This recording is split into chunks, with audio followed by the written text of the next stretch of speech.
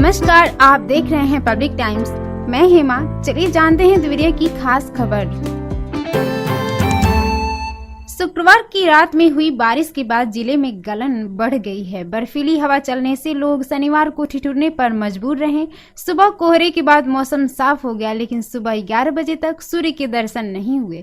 12 बजे के बाद हल्की धूप जरूर खिली, लेकिन इससे राहत नहीं मिली। बढ़ी ठंड के चलते आम जनजीवन प्रभावित हो रहा है। भोर से ही घना कोहरा छाया रहा। शनिवार को अधिकतम तापमान 22 व न्यूनतम 12 डिग्री दर्ज किया गया।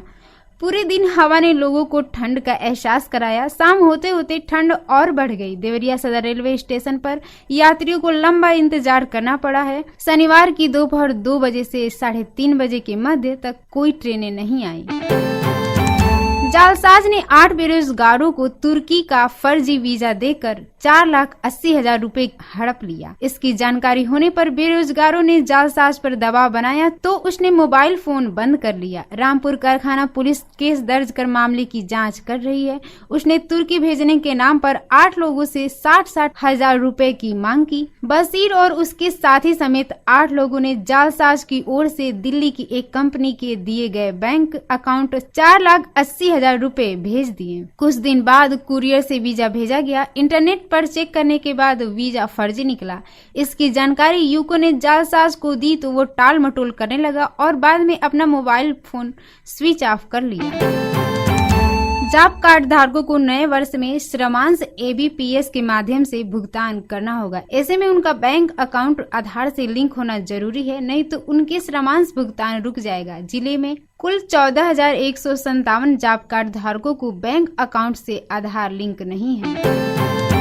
विकासखंड के ग्राम रघुनाथपुर में आबादी के बीच कूड़ा घर बनवाने के विरोध में महिलाओं ने प्रदर्शन कर विरोध दर्ज किया। शनिवार को रघुनाथपुर निवासी गंगाजली देवी के नेतृत्व में दर्जन भर महिलाएं तहसील पहुंची, जहां उन्होंने प्रदर्शन कर उप जिलाधिकारी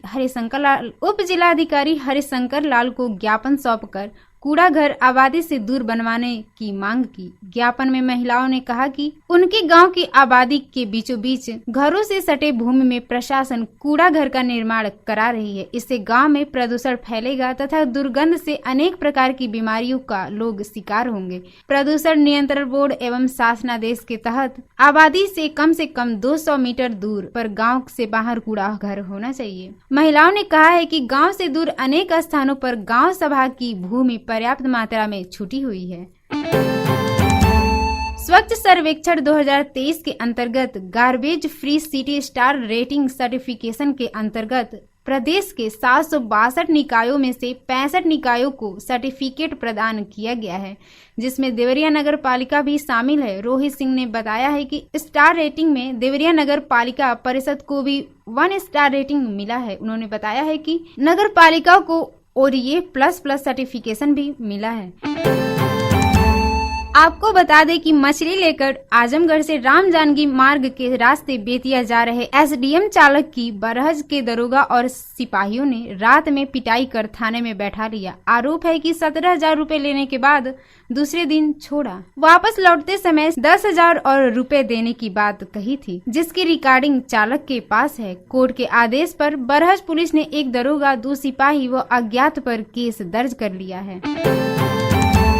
मरकड़ी ढाले के पास 4 पहिया वाहन ने शनिवार को एक बाइक में टक्कर मार दी, जिससे उस पर सवार महिला सहित 3 लोग घायल हो गए। इसमें एक की मौत हो गई, जबकि घायल महिला का इलाज मेडिकल कॉलेज गोरखपुर में तथा एक युवक का उपचार देवरिया मेडिकल कॉलेज में चल रहा है। बनकटा थाना क्षेत्र के एक गांव की रहने वाली युवती शुक्रवार को घर पे अकेली थी। इसी बीच गांव का एक युवक पहुंचा और उसके साथ छेड़खानी करने लगा। युवती के शोर मचाने पर उसकी मां पहुंच गई। खुद को गिरता देख युवक ने युवती पर कुल्हाड़ी से वार कर दिया, जिससे युवती गंभीर रूप से घायल हो गई। पुलिस ने इस मामले में 7 लोगों पर हत्या के प्रयास, बलवा, छेड़खानी, मारपीट का केस दर्ज कर लिया है।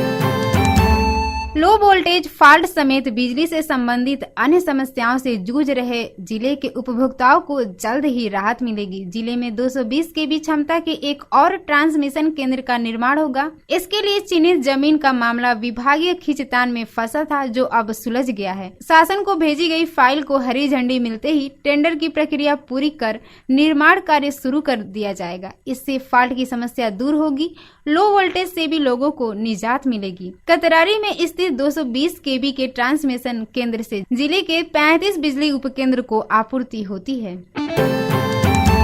जांच में फर्जी जन्म प्रमाण पत्र पाए जाने पर रामपुर कारखाना विकास खंड की निवासी एक महिला सफाई कर्मी को डीपीआरओ ने बर्खास्त करते हुए वेतन के मद में 55,35,323 रुपए की धनराशि कोषागार में जमा कराने का निर्देश दिया था। आदेश का पालन न करने पर डीआरपीओ ने बर्खास्त सफाई कर्मी के भू राजस्व से वेतन व अन्य मद में आहरित धनराशि की वसूली को अपर जिलाधिकारी वित्त एवं राजस्व को पत्र भेज दिया है।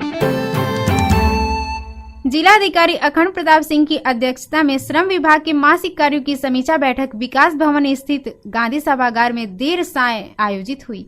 उन्होंने कहा कि सरकार की श्रमिक हितैषी योजनाओं में लापरवाही किसी भी दशा में क्षम्य नहीं होगी। समीक्षा में जिलाधिकारी को अवगत कराया गया कि कन्या विवाह सहायता योजना के अंतर्गत वर्तमान वित्तीय वर्ष में कुल 422 आवेदन प्राप्त हुए हैं, जिसके सापेक्ष पात्रता अनुसार 293 आवेदन स्वीकृत किए गए हैं। मातृत्व, शिशु व बालिका मध्य योजना के अंतर्गत कुल 224 आवेदन प्राप्त हुए हैं, 124 की स्वीकृति प्रदान कर दी गई है। जिलाधिकारी अखंड प्रताप सिंह ने कहा है कि युवाओं को स्किल युक्त किए जाने में कौशल विकास मिशन की संचालित योजनाओं व कार्यक्रमों की महत्वपूर्ण भूमिका है। इसलिए इससे जुड़े सभी योजनाओं व गतिविधियों को प्रभावी तरीके से संचालित किए जाएं। इससे युवाओं को जोड़ने के साथ ही उनमें कौशल को विकसित करने के लिए प्रशिक्षण देकर हुनरमंद बनाएं, जिससे कि वे स्वावलंबन की दिशा में आगे बढ़ सकें। इस महत्वाकांक्षी कार्य में किसी भी प्रकार की कोई शिथिलता कदापि न बरतें, अन्यथा इसको गंभीरता से लेते हुए कड़ी कार्रवाई की जाएगी। जिलाधिकारी अखंड प्रताप सिंह की अध्यक्षता व पुलिस अधीक्षक संकल्प शर्मा की उपस्थिति में माह जनवरी के प्रथम शनिवार को तहसील सदर में संपूर्ण समाधान दिवस का आयोजन किया गया। जिलाधिकारी ने लेखपालों व कानूनगों की लेट लतीफी व शिथिलता पर कड़ी नाराजगी जताई। उन्होंने ग्राम सहरांगपुर के लेखपाल मोहन सिंह को तहसील दिवस में विलंब में आने पर काफी फटकार लगाए जाने के साथ उन्हें निलंबित किए जाने की चेतावनी दी। जमीन के विवाद के एक प्रकरण में बघरा महुआरी के लेखपाल समर यादव तथा क्षेत्रीय कानूनगो भानु प्रताप यादव को प्रतिकूल प्रविष्टि दिए जाने का निर्देश दिया। शासनादेश में वर्णित दिशा निर्देशों में दी गई व्यवस्था के अनुसार रुपए 10,000 से अधिक अनुदान वाले समस्त कृषि यंत्रों, कृषि रक्षा उपकरणों यथा custom hiring centre, farm machinery bank की स्थापना, high tech hub for custom hiring, threshing floor small गोदाम इत्यादि के लाभार्थियों का चयन कृषि विभाग की पोर्टल वेबसाइट पर जिलाधिकारी अखंड प्रताप सिंह की अध्यक्षता में जिला स्तरीय कार्यकारी समिति के समक्ष ई लॉटरी कराई जाएगी।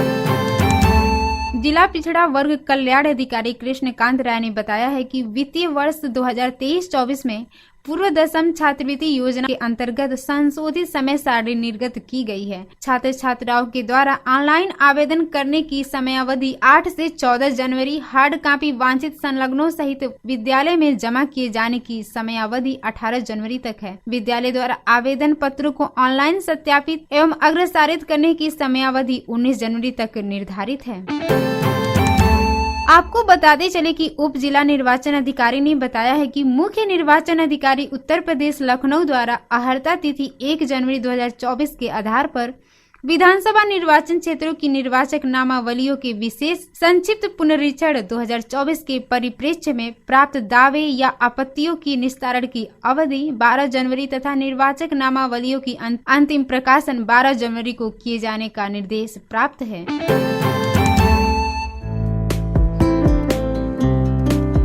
देवरिया के खास खबर में इतना ही। नमस्कार।